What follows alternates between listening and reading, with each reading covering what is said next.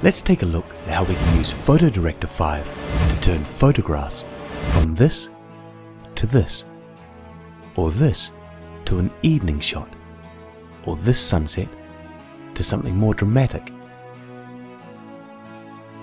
We can do this by using either global adjustment tools or regional adjustment tools. Let's look at the global adjustment tools. There are 8 of them, and anything we do is reflected across the whole of the image. We can play with the color temperature here, increasing it a little bit to make it a bit more sunny, and you can see the effect across the entire image. Let's look at applying a little bit of HDR, making it more dramatic, more like a poster. We can adjust strength and radius, and we can turn them on and off so we don't have to do anything too dramatic all the time. Once we've done that, we have a more dramatic, warmer image.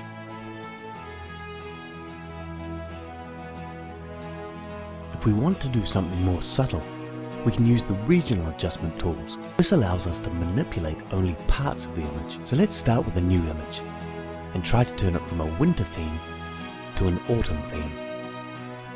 To use the regional adjustment tool, I'm going to select my brush and I'm going to select a mask. I start and select my brush size. Let's go with 14. This allows me to paint the area that I want to manipulate. I can turn on my before and after so we can see the effect, and my cursor changes to be the pen. I carefully draw around the area that I want to manipulate. Once I've done that, I can see that the mask is color coded in red, so anything I do will just be in that selected portion. You can see it in a magnified view, with the exact edge that PhotoDirector 5 has given us. We can adjust it by feathering, or by adjusting the size. Now you can see that any changes I make are only being applied to that section. I'm warming the mountain up a little bit.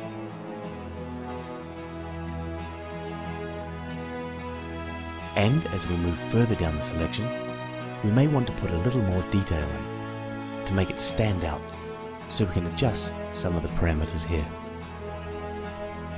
When I'm done with that, if I want to warm up the rest of the image, I can use a different mask. In this case, a gradient mask. And we apply that by dragging downwards. The red signifies the gradient. Again, I can choose to enhance the color temperature, and that's the gradient from the top to the bottom. It warms up the rest of the image. So what we have so far is okay, but there's still a problem. The reflection in the water is still quite white.